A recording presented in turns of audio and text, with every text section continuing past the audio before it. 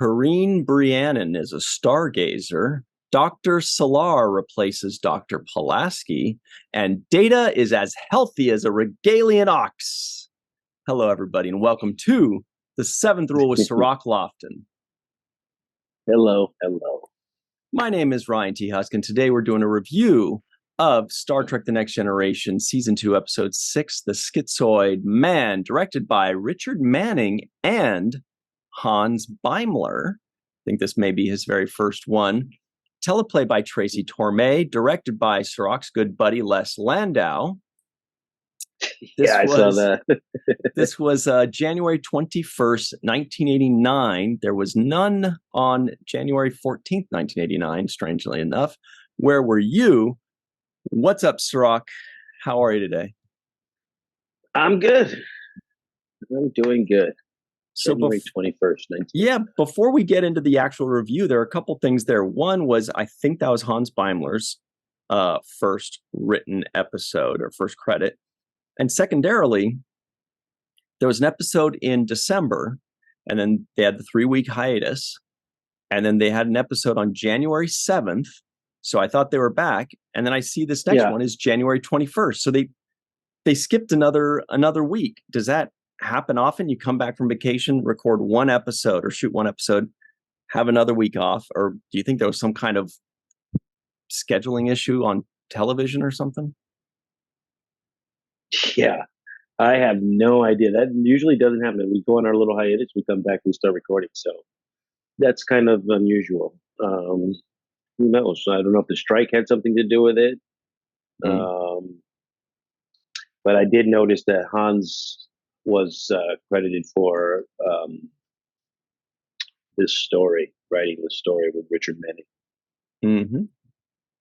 Which I would say, I really like this episode. And as I was watching it, it reminded me of how great a writer Hans Beimler is. And, the contributions that he made to Star Trek. I really wish I took more time to get to know him and talk with him and kind of pick his brain when we worked together. But I clearly can see the quality and the kinds of layering and structuring that he does when he writes these episodes. There's bigger themes at play.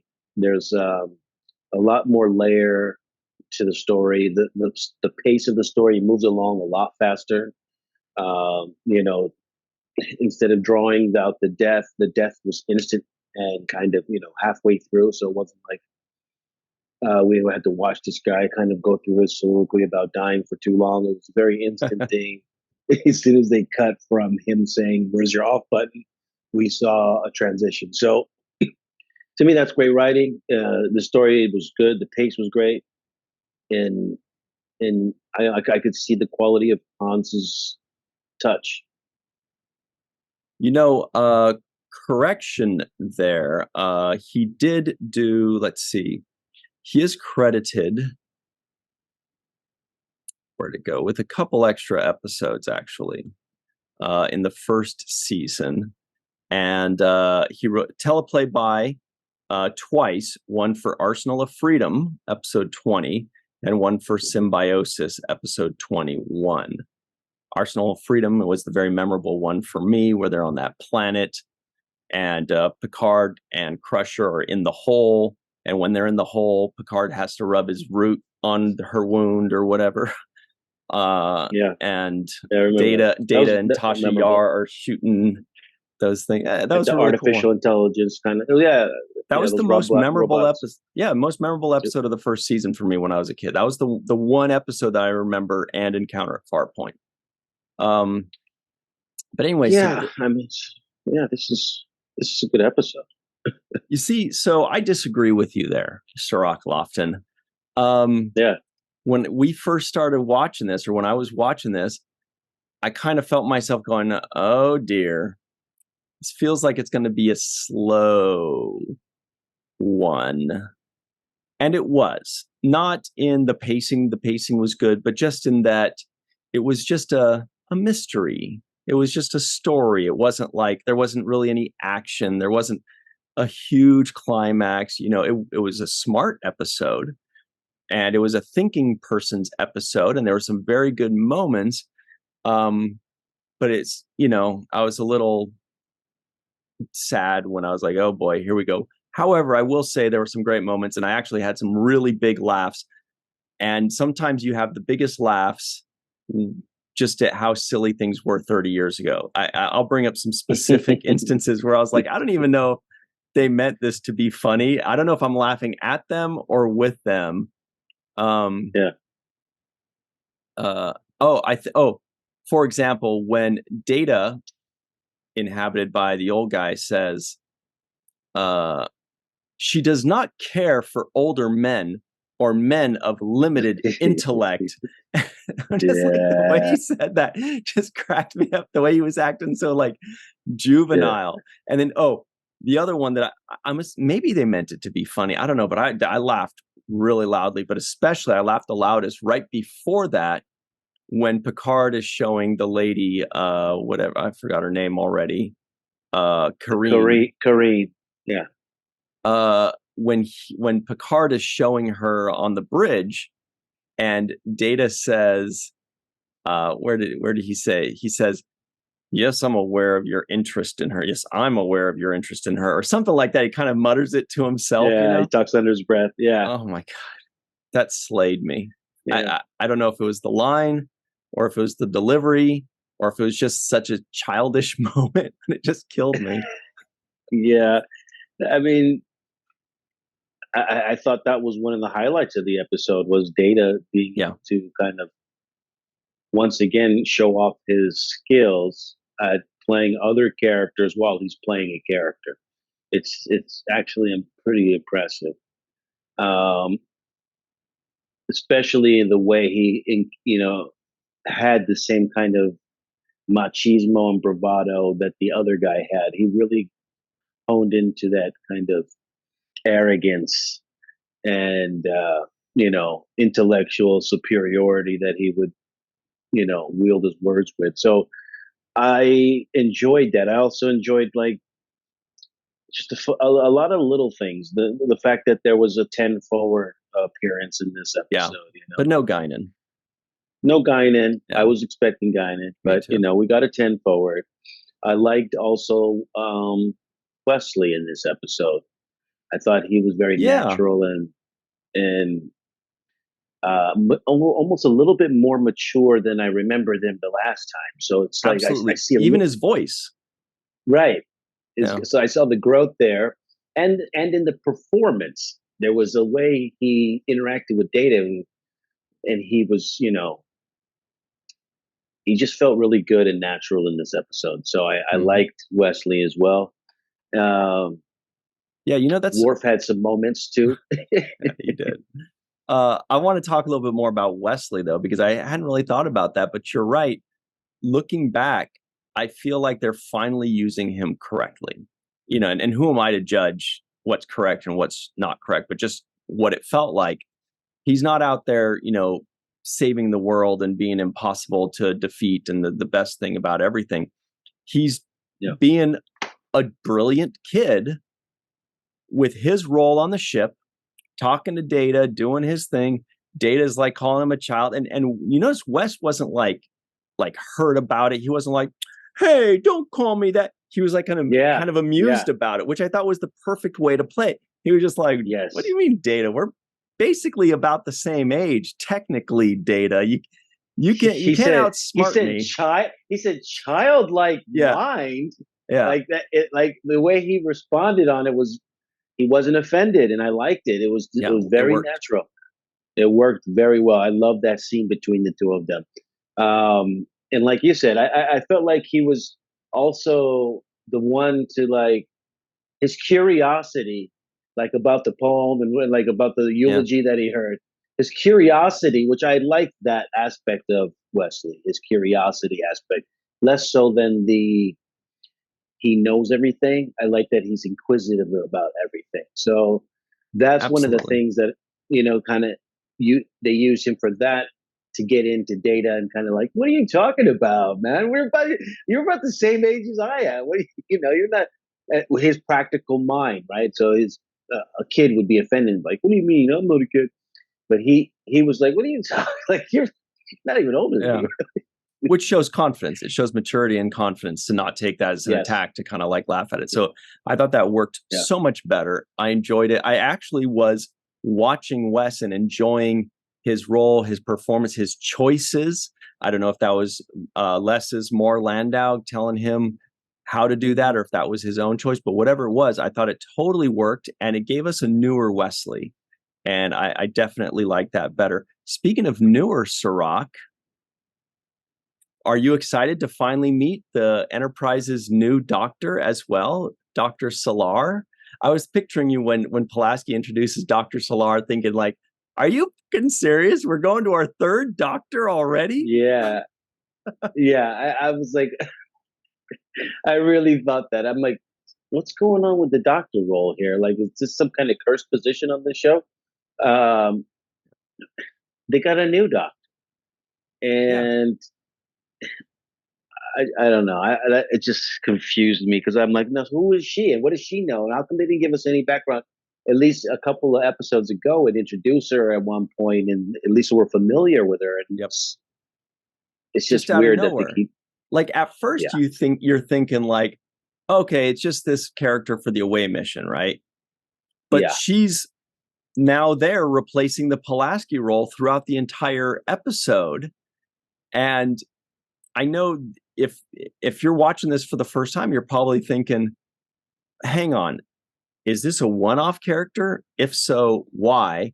Is this going to be a recurring character that just kind of comes in and out, that we're being introduced to, that's going to be here for 10 or 15 episodes, in and out, whatever, no big deal, like a secondary doctor type? Cool. Or is this now the next new one? doctor. Is this Cindy Snow on Three's Company? Because remember, they had Chrissy Snow. No, not Cindy. Terry. Because they had Chrissy Snow on Three's Company, Suzanne Summers, for a few years. And then they replaced her for like a few episodes, like 5 to 12 episodes, with her cousin Cindy Snow, played by Priscilla Barnes. And then they had Terry replace her. No, Terry's Priscilla Barnes. I can't keep up. Anyway, yeah, Terry's. So anyway, the point is, they had one for 2 or 3 years. Then they had like a middle one for a few episodes. And then they had a third one that just took over for the rest of the show. And so now you're wondering, if this is your first time, is that this kind of situation where you had the one, then you had another one, the Pulaski, for just a few episodes till they found somebody. And now we've got Susie Plaxon playing Dr. Selar. I don't know. Which one do you think it is, Cirroc? I think it's more reflective of the chauvinism in Hollywood at the time, which still exists. But the idea is, the executives somewhere up top say, hey, we need more hot girls on this episode or in this show. Or they'll say something crude like, that Dr. Pulaski's too old. We need some younger girl. And that's what I really think is going on behind the scenes, why they keep moving these pieces around. And I think it's an example of the chauvinism in the business at the time, which is actually apparent in the dialogue in the script. In many of the scripts, including this one. How long do you think Susie Plaxon as Dr. Selar, or how many episodes do you think she'll be a part of, if you had to guess? 3. The answer is 1. This is it. That's the whole thing. This is it. That's the entirety of the. I mean, so here's what I think, and I could be way off, and I would love people in the comments below to give us the answer, because I'm sure the answer's out there somewhere. I think that maybe Pulaski was sick or was unavailable, but she had an important role in this episode. They needed a doctor role. And so they just had her for like the one day or whatever it was. And then they brought this lady on because she was basically just dropped into the Pulaski role for this one episode, and that's it. I could be wrong, but I feel like that's, I don't know. Yeah, I had an issue with it. First of all, here's the problem I had with it.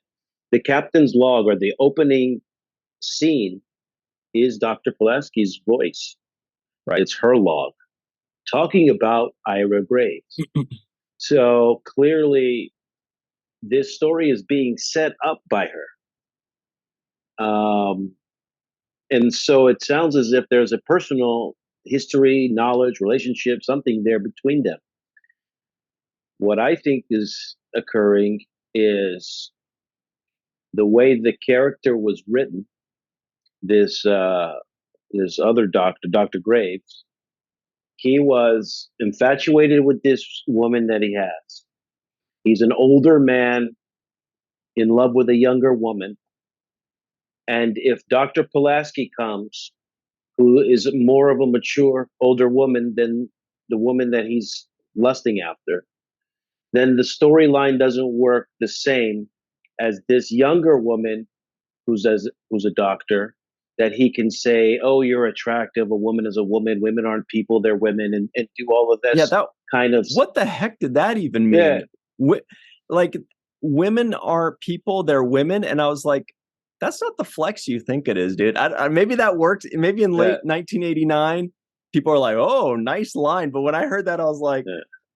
Does that work? I don't even understand what that means. It doesn't sound good, whatever it means.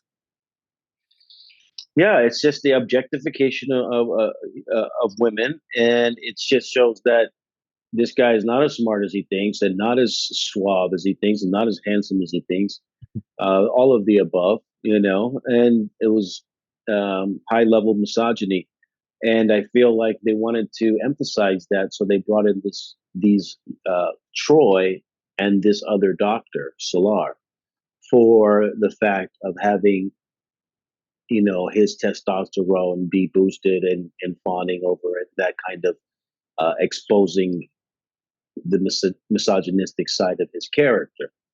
And I don't think Pulaski would have played with that. She would have not allowed him to be like that around her, because she has a maturity to her that's going to put a halt to that, right? She's more rigid about not playing certain games with people. So I think that was the intent behind this. And it's very narrow, but it's also indicative of just the times and how they have gentrified women to that degree in those days. I'm doing a little research here, and it sounds like it's closer to what you were saying than what I was saying. I was thinking that Pulaski, Diana Muldaur's availability was compromised that week, so they just they needed a doctor, and she couldn't play it, so they just dropped in Selar there, and they just added the one line about, "Oh, I've got her to replace me." So that was what I thought logically was the case, but it sounds like it's more like what you were saying, because it sounds like they had bigger plans for her, not just the one episode. And if they had plans for her, then that means she wasn't just dropped in for that one episode. It reads a little something like this. She was referenced many times throughout the series, the character was, but she was only in the one episode. Tracy Torme wanted to develop a romance between Selar and Worf, but he was forced to drop the idea when the character of Kalar, also played by Plaxton, this is later on, was developed for an episode called The Emissary, interestingly enough. So the fact that they had plans to reuse this, to have this character as like a recurring person that comes back 3, 4, 5, 10 times, something like that, and have a romance with Worf, that means that no, they did not in fact just drop her in because they needed a doctor. They were planning on having her. So good knowledge on your part. Sounds like it's definitely closer to that, where they're like, this is the right episode to drop her in. This is the, we need somebody sexy to come in. And they made a very, the reference was small, but now that you say that, I get it. When Dr. Graves sees Worf, he makes a I think his assistant makes a comparison to a Romulan, right? Yeah. He says, And they said, yeah, that Romulans and Klingons act the same. And I'm like, you haven't been next to any Romulans or Klingons because they do not. yeah. Basically, that's what he was saying. So here they are standing in the shot behind you, Mhm. a Romulan and a Klingon. Worf is getting compared Vulcan. to a Romulan. She's A Vulcan. Yeah. Oh, she's a Vulcan. Okay, so was very Yeah. similar to Romulans, right? Right. They looked exactly the same. We just know that she's a Vulcan because there's no Romulans in Starfleet. But Romulans and Klingons are nothing alike, just like Right. Vulcans and Klingons are nothing alike. It's a stupid thing to say. It is. It is. But I did like Worf's line after that when he says, "I have to stand here and be insulted," and it was just like I liked it because it was somebody standing up for themselves, like calling out the insult, and instead of just not saying anything and letting it slide. I felt that was a good moment where he stood up for himself.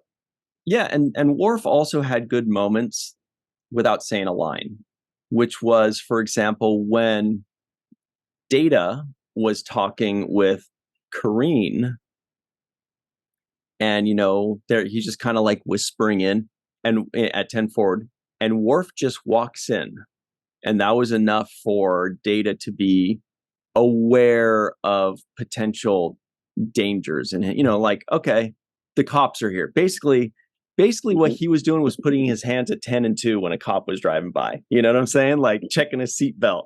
He just kind of so Worf just kind of coming in and being Worf. And so what's that's doing is the show's building respect for Worf. They're saying he's a chief of ship security. He's not just the guy that was standing in the background behind Tasha anymore. He, when he shows up, you better be aware that he's the guy you need to be afraid of. So it was nice to see him getting a little bit more respect as a character, I thought. Yeah. I also, I pay attention to the away teams now ever since you brought it up. So every time there's an away team, I realize, okay, there's a reason why they called these whoever group of 3 or 4 together. There's a sort of skill set that they want each one of them to use, or there's a way they're going to advance the story because of who they are. And so I always pay attention to those away teams. And this away team was Worf, Data, Troi, and this new Lieutenant Selar. And so here, as I'm watching the episode, I'm thinking, what is Troy's skill good for if it doesn't happen before the fact? Like, she usually says stuff that we've already, as the audience, obviously know by now. Yeah, she does. How come it's not before the fact stuff that we don't know that she's able to sense in advance? She should have known, first of all, that the old guy was all over this girl that when they first found her. That could have been so obvious, right? Like, I sense that he's in love with her. There's an infatuation here that's not reciprocated, something to that degree, or whatever. It would have been great to say. And then Picard would be like, "Stop gossiping," and she's like, "It's relevant, Captain, you dick." Okay, she'd be like, "Are you kidding me? You need to know this stuff. That's what I'm here for, bro." Yeah, exactly. That's what I'm here for.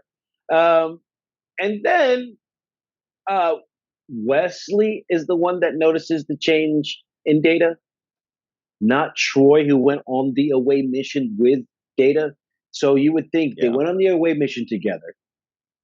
Now they're leaving, and Data's like, "Okay, everything's, the guy just died, right?" And she's like, "Well, but I'm sensing that you're hiding something from me, Data." "I'm sensing he's dead, Captain." Thanks, Troi. The guy that's being shipped out in space. The guy, as we zip him up in the body. Hey, no. You know what? Yeah. So hang on, we've got to take our break real quick, but I think we both have more thoughts to share on this Troi situation. I know I do. But we'll be right back, everybody, on the 7th Rule, your modern day Siskel and Ebert. Welcome back to the 7th Rule, everybody. Cirroc and I were just talking about it. We're not necessarily a modern day Siskel and Ebert. We're more like Sisko and Egghead, right?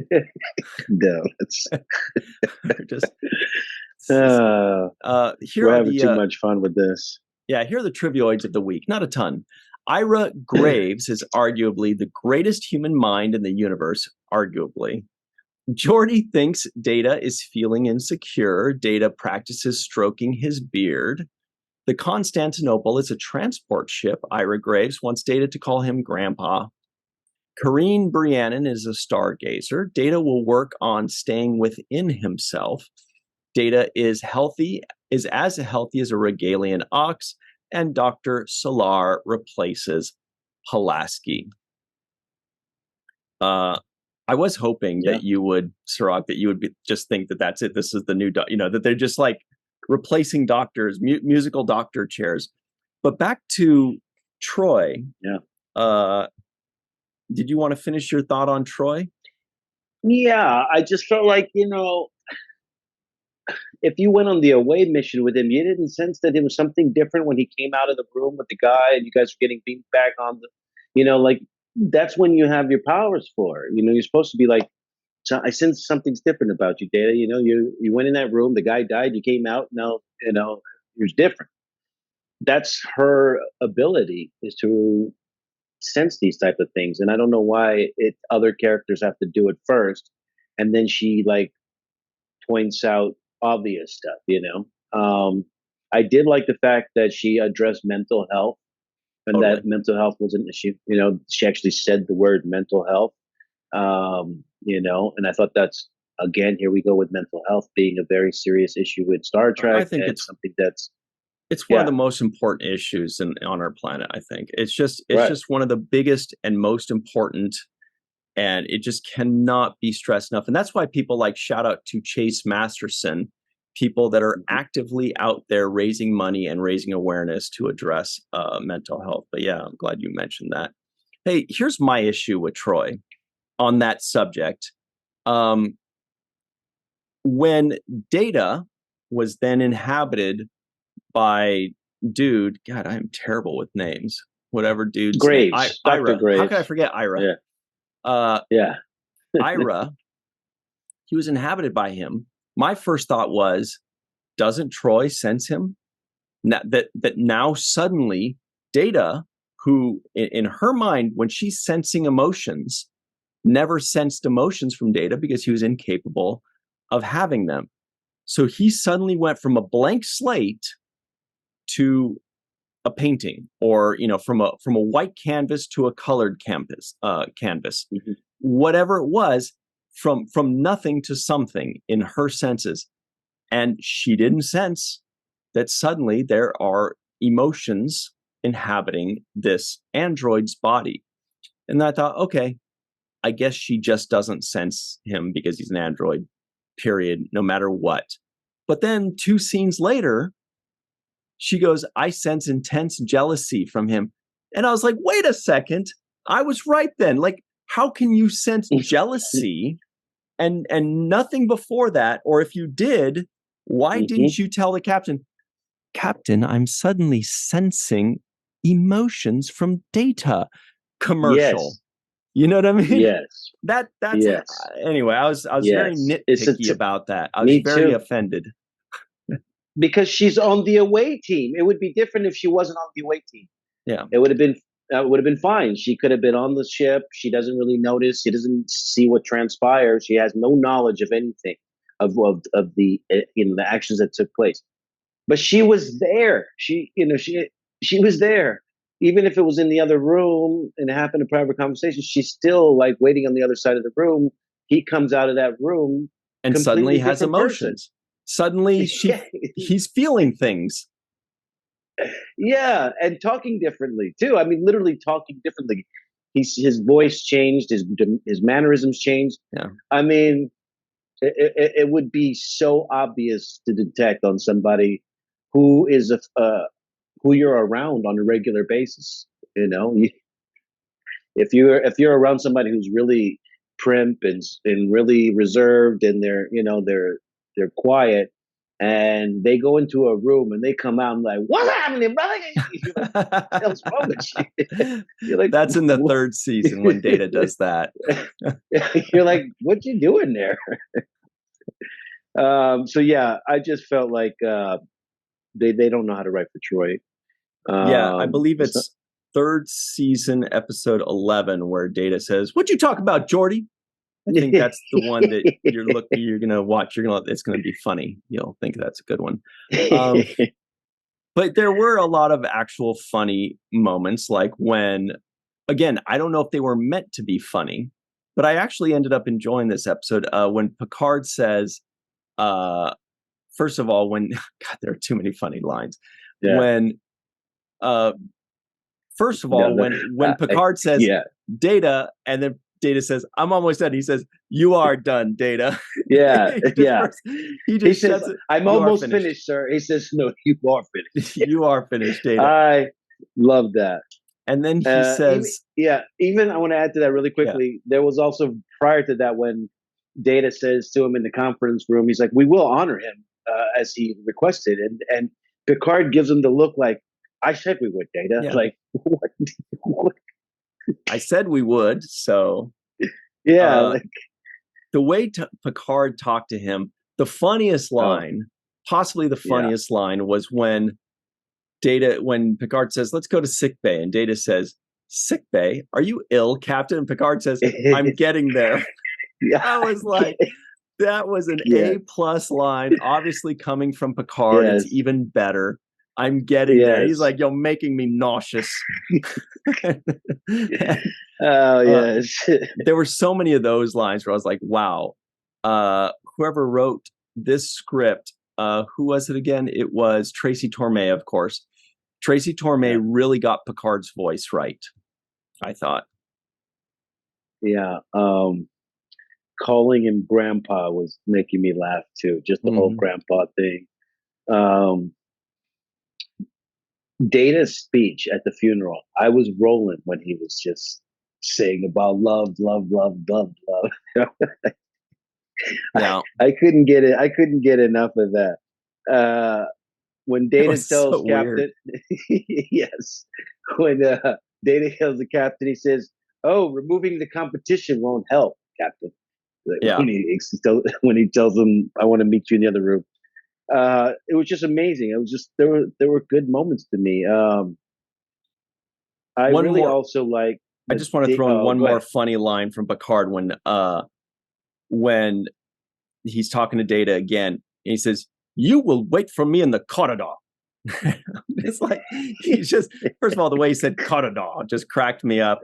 But also just the fact that when he gets mad at Data, he's like, "I don't know what is going on, but you're in big trouble. I am very upset with you." And he's so snooty about it. I love it.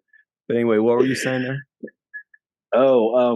When the doctor is examining Data for the first time and he says, "This must be Dr. Soong's work. No aesthetics whatsoever." Yeah, that's so ruthless. And Data kind of looks at him like, "Wait a minute, should I be offended?" I'm not offended, but I feel like I would be if I did get offended. No aesthetics whatsoever. That should be our new, that's the new insult right there. Were you made by Dr. Soong? Because you've got no aesthetics whatsoever. That's a great insult. I love the language too, like a dying man takes the time to mourn a man who will never die, who will never know death. I thought there was just poetic kind of words in this episode. The whole, "May I ask a question?" And he's like, Geordi's like, "Data, you just did." He's like, "Well then, may I ask another question after this one?" Yeah, because when he started that second question, I was like, "Oh, there he goes again." But this time he learned. He's like, "May I ask another question after this one?" Yes. That's cool. Another good one. Great, clever writing to me. I never heard anybody say that. And, also when Data is whistling the same tune that the doctor was whistling when he was alive, right? If I'm not mistaken, and I don't know where they borrowed this idea from, because I want to give them credit for if this is the origin of this idea. But in the movie Fallen with Denzel Washington, they borrowed the exact same concept where the guy who was dying was whistling a tune. And then later on, that same tune was being whistled by somebody else. And that's how he was able to recognize that was the guy. Wow, I like it. It's a movie called Fallen with Denzel Washington. 1998. thriller. Yeah, came after this came out for sure. But I don't know if they borrowed it from some other science fiction before this, because obviously these guys do a lot of reading. But I just thought as a concept, I hadn't seen it before Fallen, but here I see it now, 10 years before Fallen was released. So it's a small thing, but it might have been something that was borrowed from in the movie Fallen. That's really interesting. Everybody at home, let us know if that had been borrowed, if the Next Generation borrowed it from somebody before them as well. Because, yeah, I wouldn't be surprised if 1989 wasn't the first time that kind of smart theme happened. It's a smart one. I like it a lot. And a lot of times those things you find out was something in the 50s or in the 20s or in the 60s. You know what I mean? Like we just weren't aware of it. Yeah. But yeah, let us know if there was some kind of concept like that in a previous show, because I like it a lot. It's a good one.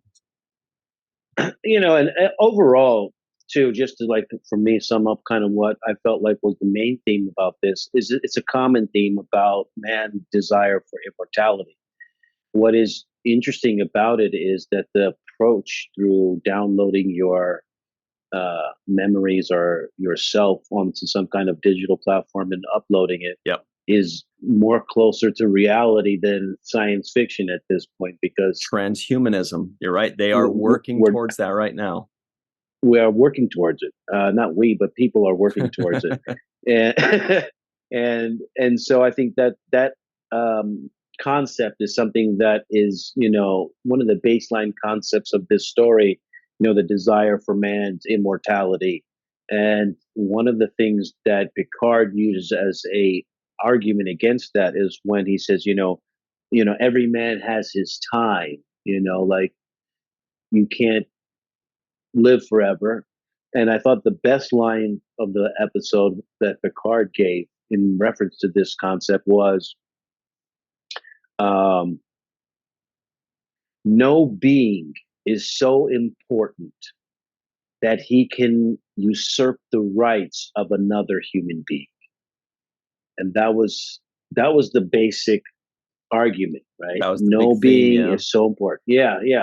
That you can't usurp the rights of another being. And that to me sums up what the morality of this episode is, what the overall message that they're trying to send. And that's why I enjoyed it, because it had a message like that, even when you use it in the form of an android, also mixed in with humor.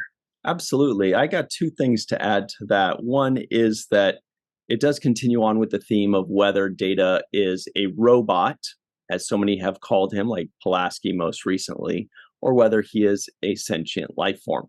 If he is just a robot, then sure, you could replace a robot's brain with a human brain and keep the human going. Obviously, that seems like a non-issue. But if the argument is, which it continues to be, that he is a sentient life form, then yeah, you cannot take away his life in favor of another person's life.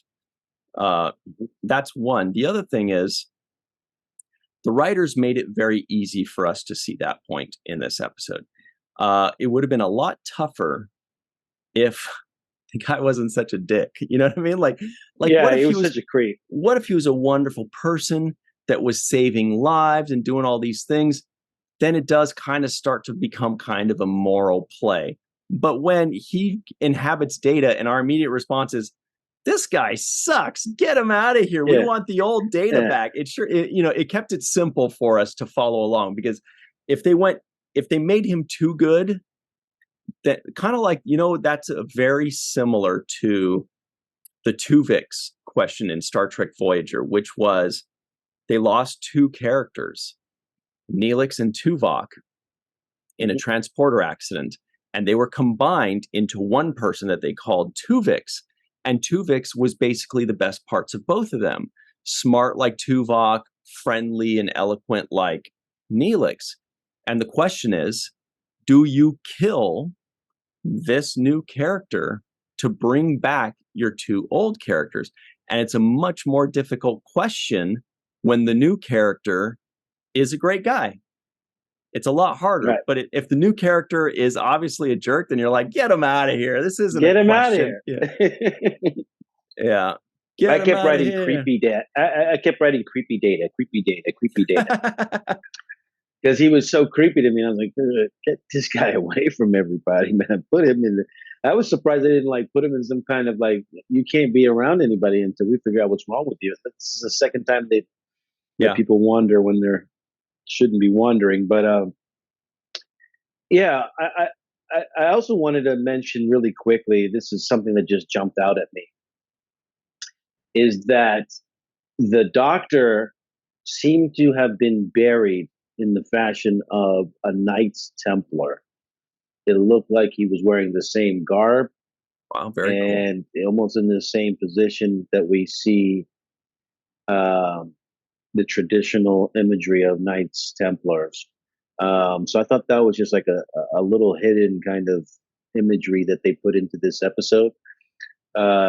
In the Indiana Jones movie, when Indiana Jones finds the cup, the Holy Grail cup, the person who was guarding it was a gentleman wearing that same kind of Knights Templar gear. I don't know Oh, if you good remember catch.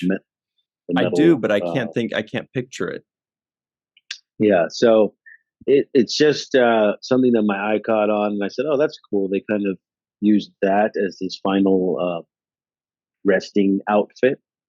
You know, Um, yeah, one more thing I forgot to mention before we get into our home run of the day, which is um, Data at 20 minutes and 20 seconds, right before he does his speech, right when they got the guy that's dead, the doctor, like you mentioned, and it starts off on the casket and it pulls back to reveal Data and all the others.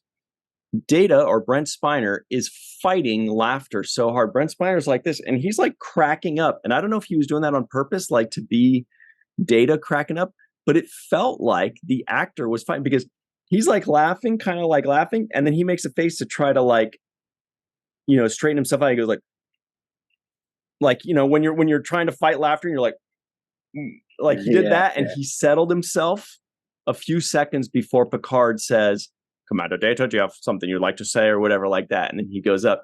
But I'm like, what shenanigans were going on right before they yelled action? Because Data was losing it, man.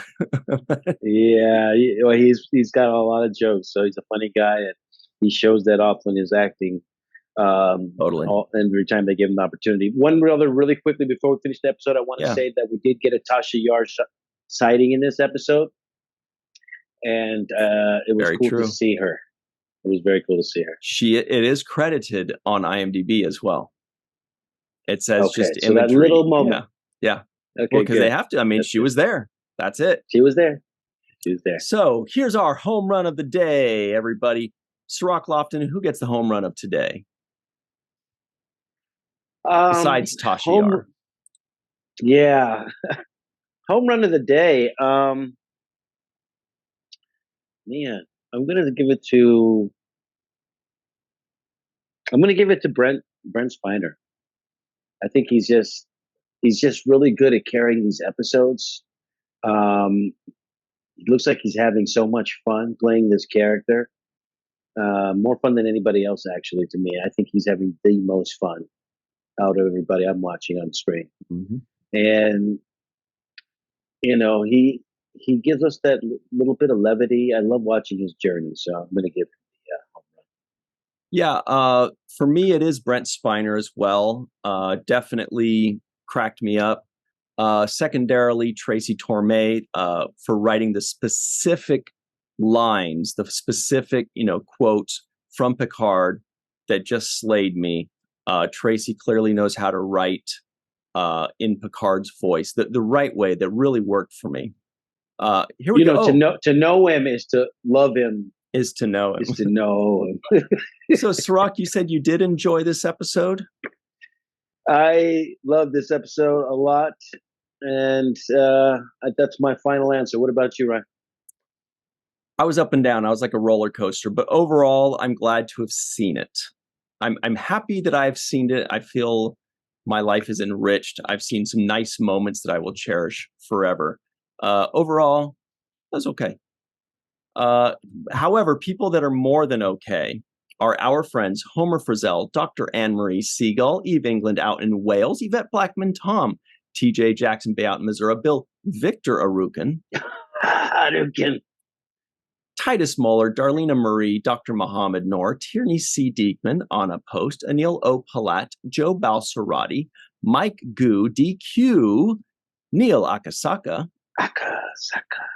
Justine Norton Kurtzen, Dr. Stephanie Baker, Carrie Schwent, Faith Howell, Edward Foltz, My Live from Tokyo, The Matt Boardman, Chris McGee, Justin Weir, Jake Barrett, Jane Jorgensen, Henry Unger, Allison Leach Hyde, Julie Monosfi, Marcia Classic Schreier, and of course, Dr. Susan V. Gruner and Jason the Outrageous Oaken. All right, everybody. We'll see you on the other side. Sweet. Free for all up next on the Seventh Rule. Hi, everybody. Welcome back to the Seventh Rule with Cirroc frickin' Lofton. Hello, hello. We've got the free for all here with Malissa Longo. Hi.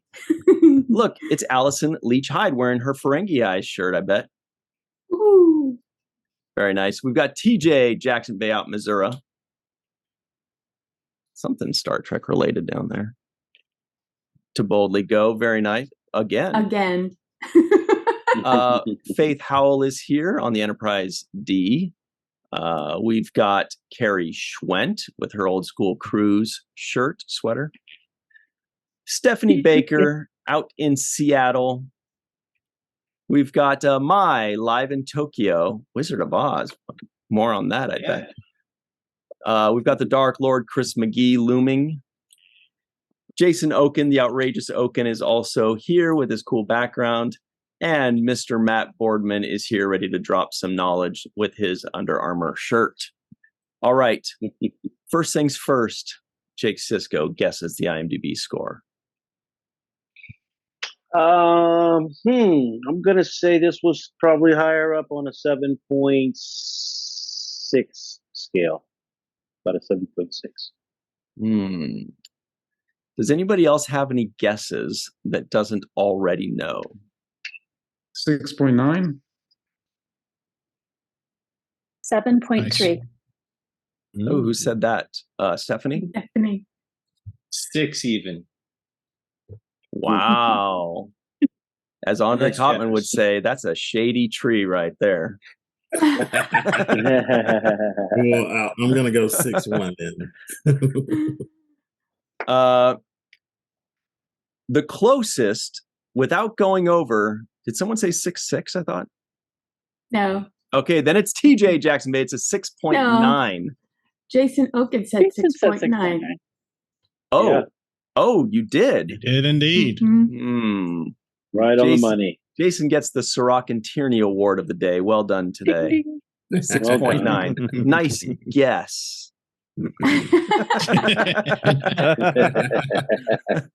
Phil, you can believe what you want to believe. I believe you. You guys catch the non-appearance mention today, or was there more than one?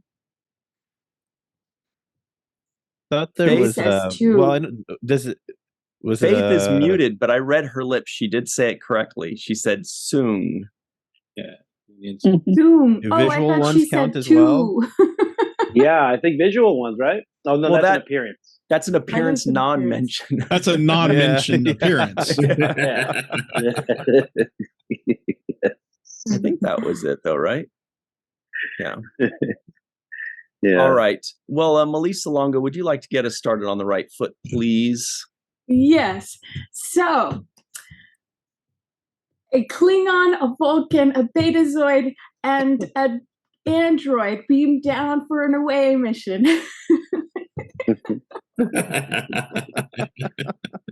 There's a joke in there somewhere.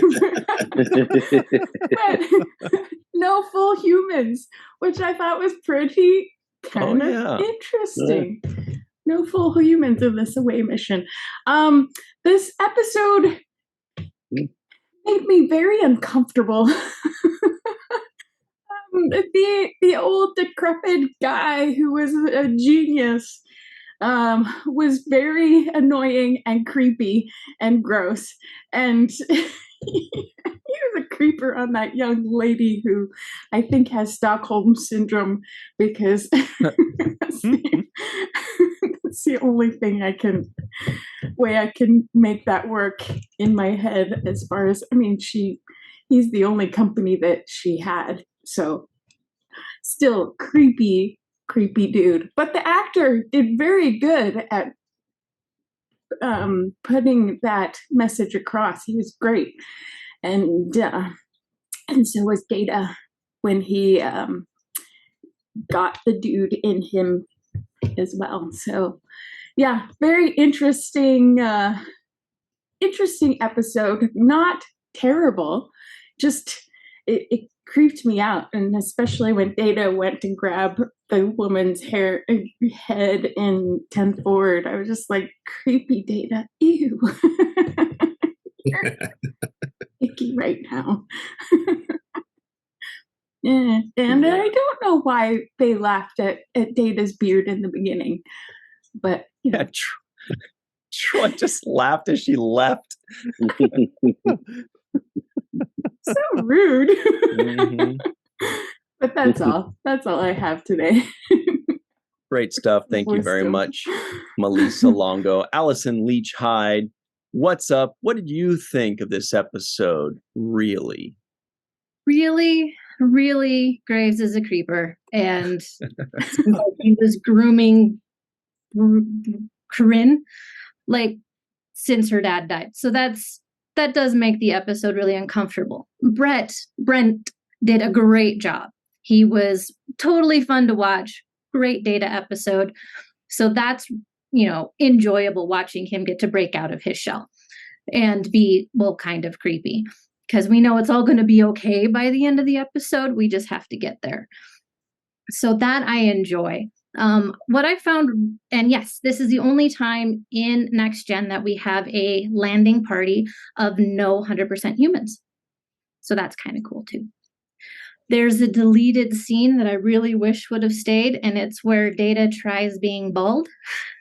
No way. So sad that didn't make it in. It's hysterical. A little bit of background on the writing of this one I thought was really cool is that it's based on 2 different episodes. One is Core Dump, which has the Graves storyline in it, except for it was planned that Data was going to get Graves in his head. And then, and that was by Richard Manning and Hans Beimler.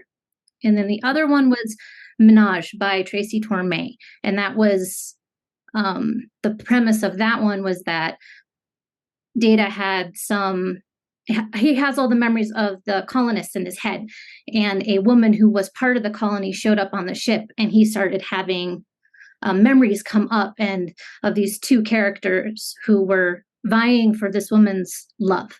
And so they would take over his personality and kind of battle it out for her love. That wasn't the one who got picked. So Tracy got to do the rewrite. And so he wanted to bring some of that in because he thought Brent would be really good at it. So I like the background on that one. Wow, that's really cool. Great stuff. Thank you very much. We've got TJ Jackson Bay out in Missouri. What are your thoughts on this episode, truthfully? Okay. So we've talked about the creep factor, but we also mentioned Deanna Troi's rudeness, which I thought was funny. And it actually appeared again on Graves' World when he just like openly blurts out how Dr. Graves felt about this woman. I'm like, you just do that out in public, go up to someone and because you're an empath and say, yo, dude likes you. Thought that was a little funny, a little weird. I thought it was interesting that Dr. Selar went to the memorial service also. And also funny again that Counselor Troi, while Data's giving the speech, rolled her eyes. I thought that was funny and also rude. But I also found an interesting bit of metaphysics in this episode, which, of course, addresses the subject of death in an attempt to escape that by downloading this information into data. And I thought it was interesting, the distinction between the information being in data and the information being in the ship's computer. Because in the ship's computer, they specified that it was information only and no consciousness. But when he was in data, then there was something there. There was a spark, and his consciousness was present. And so, that just kind of makes you think that there's something more to data than just data. And the way that he's developed, he's become a life form. And I think that the presence of data was the determining factor in that consciousness being able to manifest in that body versus in the ship's computer. So I thought that was an interesting, tidbit to kind of think on, as we, explore why data's alive and the computers are not. All right. Great stuff. Thank you very much, TJ Jackson Bay out in Missouri. Look, Faith Howell is here. She's not in Missouri, but she's on the East Coast somewhere, and she's going to be enjoying some GalaxyCon shenanigans in the past, that is. What's up, Faith? What do you think of this episode? So this is, I think, one of the most memorable episodes, at least in my house. Like, we constantly talk about Grandpa. And I don't know if you guys remember, William Morgan Shepherd was actually in like everything. Sorry, we got a little friend here. Was actually in everything in his time. And as you guys may have noticed, we have a Mark Shepherd who is in everything, including several episodes of Star Trek, and they're father and son. And so that's, I thought that was incredible. Sorry. When I found that out, that they both have been very well received and must be very famous in Hollywood because they're in, even bit parts, but they're in everything. But yeah, speaking to the episode itself, I was kind of impressed with how easily the crew anthropomorphized Data, because it got really extreme, his difference in behavior, before they realized that anything was different about him. So obviously they're completely rolling with Data having feelings and doing things that he normally wouldn't do. Yeah, so I'm gonna go ahead and pass the baton and mute, because this guy's not gonna go away. All right. Thank you very much, Faith Howell. Look, Carrie Schwent is here. Does she have a yellow brick road behind her too? What's going on here? What am I missing? What do you think of this episode? I enjoy this episode. It's nice seeing another shade to Brent Spiner's acting. You got the one side when he was Lore, and you've got this other side that's kind of similar, but in a different, creepy way than Lore's, once he's got the great personality taking over. And yeah, like Faith, I love that actor. He's got such a great gravelly voice, and apparently in my research, he was several decades younger when they recorded this episode than the character that he's portraying in the episode, but he pulls off the playing older really, really well. Yeah.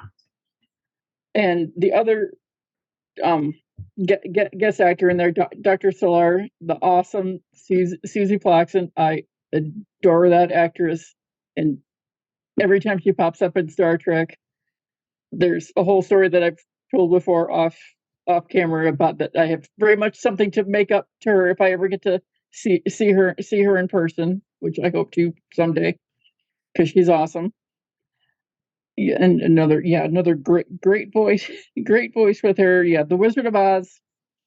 I couldn't resist for the background with the whistling, because I love the Wizard of Oz. Data calling him Grandpa over and over just cracked me up every single time he said it, and just the way he said it too was just way too much fun. And Dr. Pulaski is psychic, because at the beginning of the episode she gets in the turbo lift, doesn't open her mouth, and then the turbo lift doors open and presto, she's on the bridge. So the turbo lift knew where she wanted to go.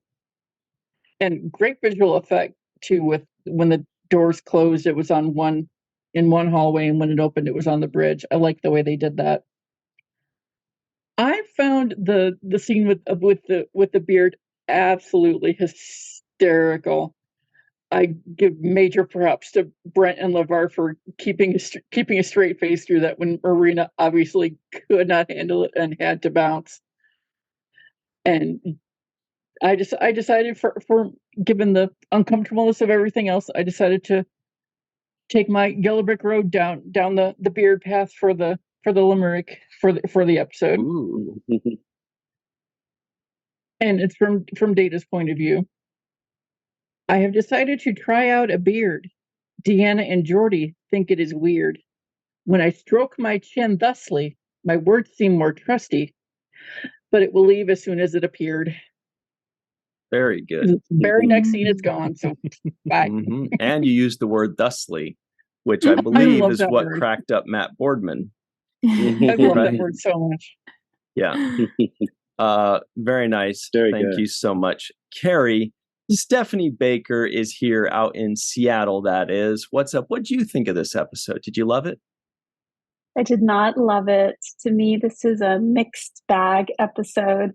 The creepy graves combined with some really cool stuff at the end that I'll mention. But first off, as a doctor, I just wanted to note on many Star Trek episodes that when there's any medical problems, is there consent? When Lieutenant Selar is approaching Graves, he says, "Don't touch me." And I'm thinking, yeah, just leave him alone. He doesn't want to be examined, but she examines him anyways, but she's not touching him because she's using her little device. But he turns around and is like, "Leave me alone." But she continues. And then she announces to everybody what the diagnosis is.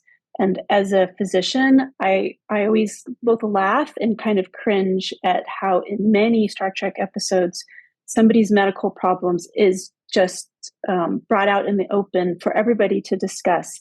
Even at some point when they're on the planet, the away team is discussing his diagnosis with the doctor as if that's their right to know, when it really, in current, medical practice, you just talk to the patient, keep it confidential.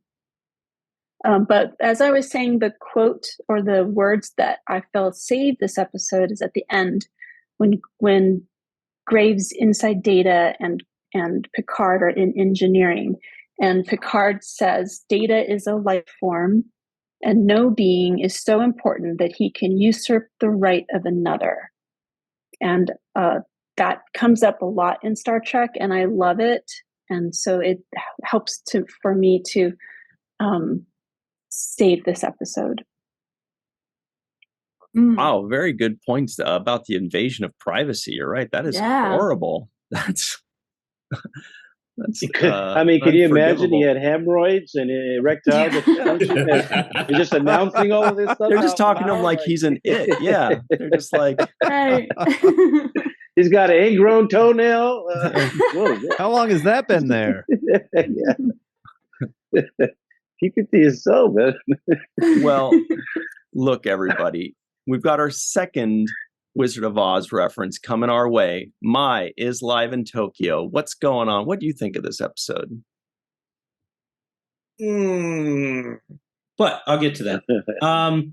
Every year since I was big enough to sit up, I watched Wizard of Oz. It would show annually on TV. Sitting on my mom's lap, and it came out in 1939, year she was born. It was her favorite. She passed that along to me. So when I heard him, if I only had a heart, I was like, yay.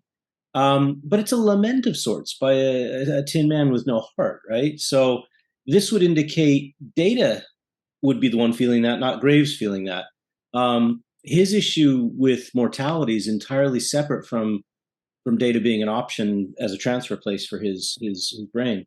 So I'm not sure why he was whistling. It didn't make any sense to me. It's as if to say, Data, a man without a heart, needs a heart.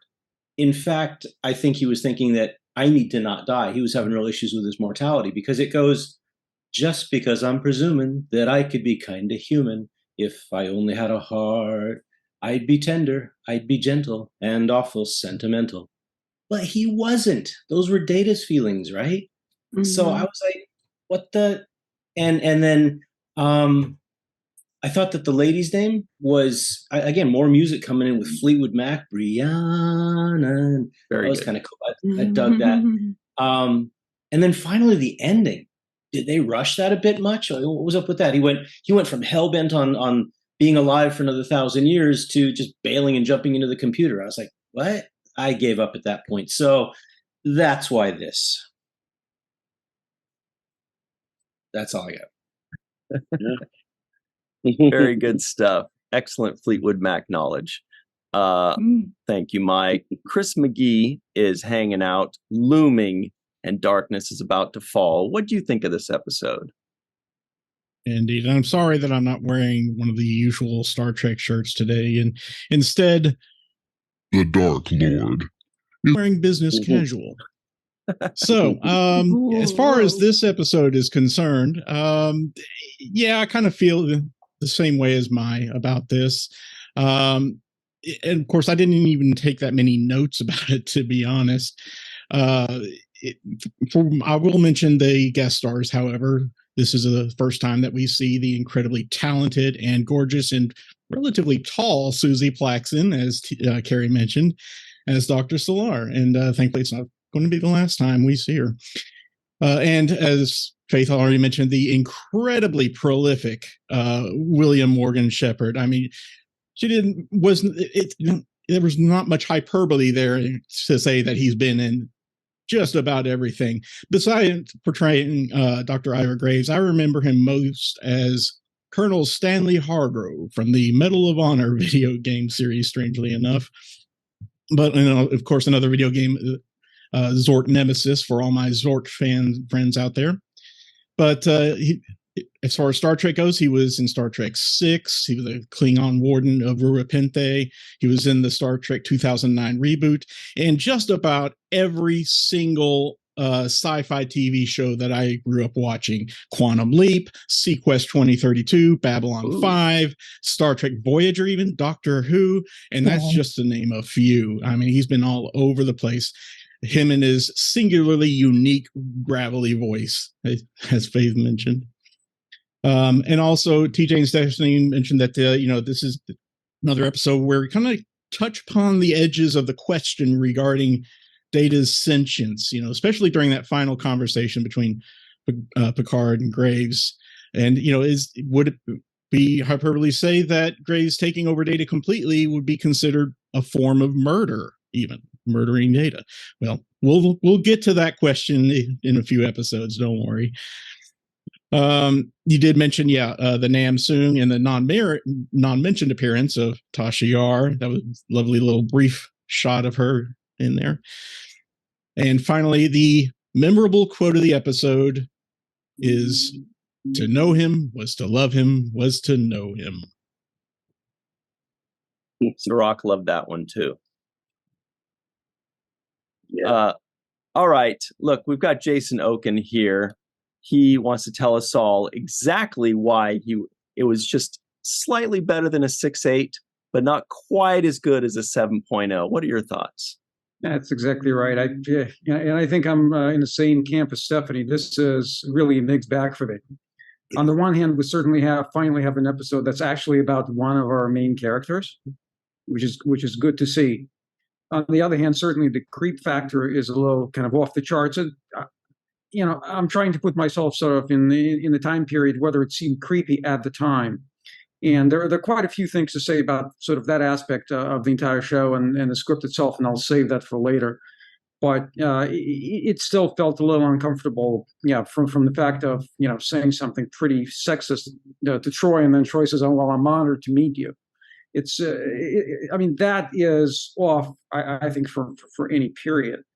I think overall, the episode looks pretty decent. I think Les Landau does his job pretty well. It's a bit meat and potatoes. I mean, I did like the sort of, I guess, the gag, if you will, at the very beginning, although you can see the matte lines on the blue screen that they used. So it wasn't particularly great. I know they tried that gag, I think, in the original series, but they did this in camera. They actually put a wall up on the bridge, and then they removed it. So it was pretty nice and clean. Here they had basically blue screen in the hallway. There was also a shot on the bridge right at the very beginning from the back of the sign stations with a wide angle lens, and you see the entire bridge. I'm trying to remember whether they've used it again since, and I don't think anybody's used that particular shot. They probably had to remove sort of a bisection of the bridge to actually shoot that, so they may have done this once and never again. So it was interesting to see sort of that angle pop up. But overall, I think the episode is a little slow, which is probably not all that unusual. And again, I'll get into the sort of the evolution of the script maybe a little bit later when we do things left unsaid, because I think it's interesting to see how that developed and what actually ended up on screen versus what was originally planned, or at least what Tracy Torme put down as his final draft. But overall, I'm going to say something that maybe is a little bit controversial, and it was certainly nice to see. I mean, it was certainly nice to see Brent play anything other than Data, but I think there's a little bit too much lore here. I mean, and I wish he choices a little bit more like Morgan Shepherd. He didn't sound like more. At least the line delivery was basically a lore line delivery, not so much Morgan Shepherd line delivery. It would have been interesting had he actually did that, especially as the episode progressed and as he became more and more Ira Graves, so you can actually see that. So that would have been interesting. Again, it's a great performance, but I wish it was a little bit different. And overall, I think it's a good example of what the second season was really like. It's really trying hard, and kind of going back to Richard Manning's and Heinz Beimler's idea of core dump, this idea of transferring, I guess, consciousness into a computer. It harkens back all the way back to the beginning of the original series. It's something that I often pay attention to, and I enjoy. It goes back to the what a little girl's made of, and it appeared a few times in the original series where you actually take consciousness of a living being and put it in an android for eternity. So it's kind of interesting to see that play out here. But again, it's an interesting attempt. I think it could have used a little bit more work and a little bit less creepy factor here. And again, the end seemed rushed, partly because it was rewritten entirely. That was not how Tracy Torme had the ending of the episode. So again, I'll leave that for later. But again, mixed bag. Interesting. Good stuff. Thank you very much, Jason. Matt Boardman is here. He's next to Data and Ira behind him. What did you think of this particular episode? It's always an interesting episode to me. I don't know if it's a favorite, but a lot of things that people have touched on. There's that definite creep factor in there, but I don't know about anybody else, but there's certain actors who it's like they get to a certain age and their appearance, and then they just kind of like stop aging beyond that point. And I think that I think Morgan Shepherd is one of those guys, because I mean this is what we're talking, like 89, 90 that this was filmed, and like as a kid I always thought that he was extremely old, and then like all of a sudden he starts showing up and stuff, like especially when I saw him in the Star Trek 2009 when he was on the Vulcan Science Council, and I'm looking at this guy, I'm like, you're still alive, like I don't know. I just thought he was so old. And then to come to find out, he passed away in 2019 and he was only 81. And I was like, man, that guy, he aged fast. And then he just kind of stopped, It was kind of like Patrick Stewart, Patrick Stewart, if you watch Patrick Stewart in Dune, it's like he didn't age from Dune clear up until we just saw him in Picard, in Picard. So I was just, I don't know, either that's good genes or just weird genes.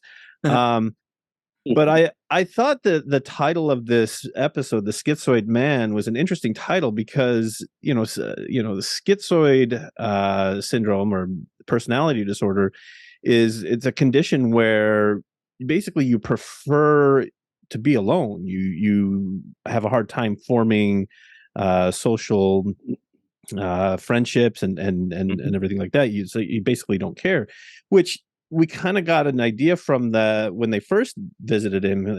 He's living there alone and he has one person to help him out. But what's interesting to me is that he actually has formed some sort of an attachment to I forget how you pronounce her name.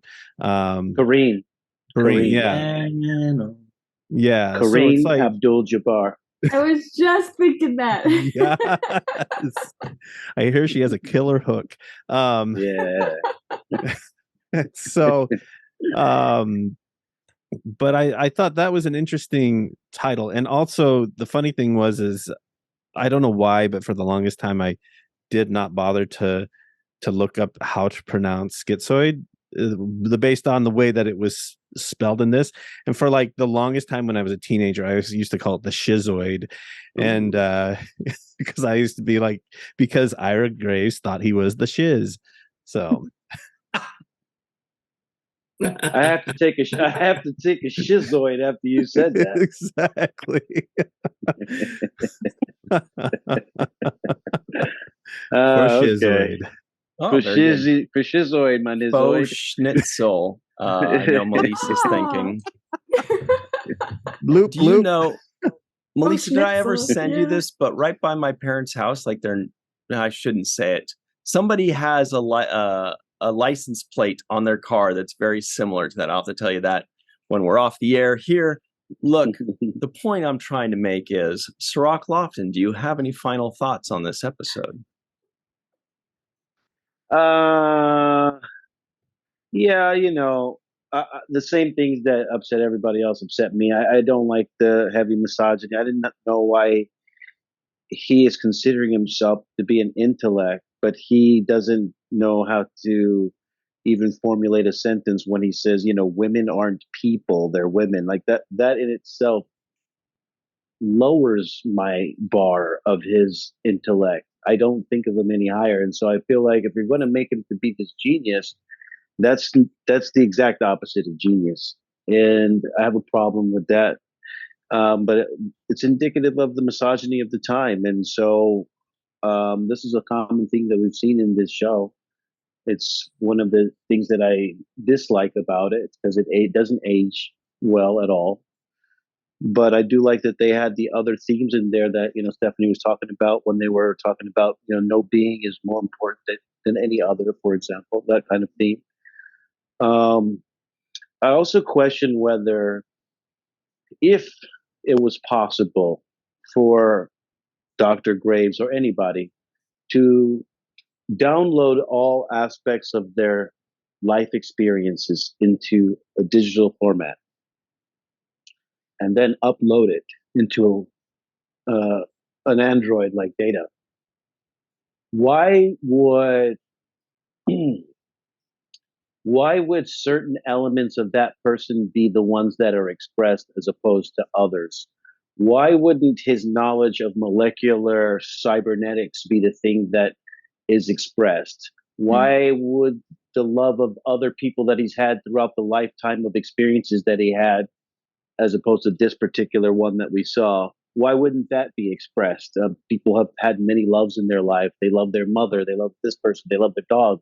I don't understand why this exact version of the creepy version of himself, which, by the way, had a disease that she called Darnay's disease.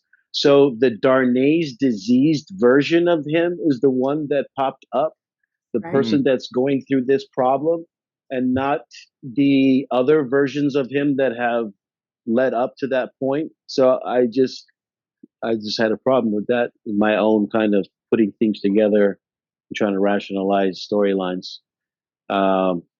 If he's suffering from this disease, I don't see why elements of those characteristic traits would be downloaded along with him. So that's it. Good point. Well, everybody, that's it for us. Oh, there he is. Hey. People just listening in right now don't know what the heck just happened. You missed out. But thank you very much to Malissa Longo, Allison Leach Hyde, TJ Jackson Bayot, Missouri, Faith Howell. I almost said Bill Victor Arukin because I'm so used to saying his name after TJ's. Carrie Schwent, Stephanie Baker, Matt Boardman, Jason Oken, Chris McGee, and my live in Tokyo. For Cirroc Lofton, Mr. Aaron Eisenberg, and myself, thank you all very much. And until next time, always remember the 7th rule.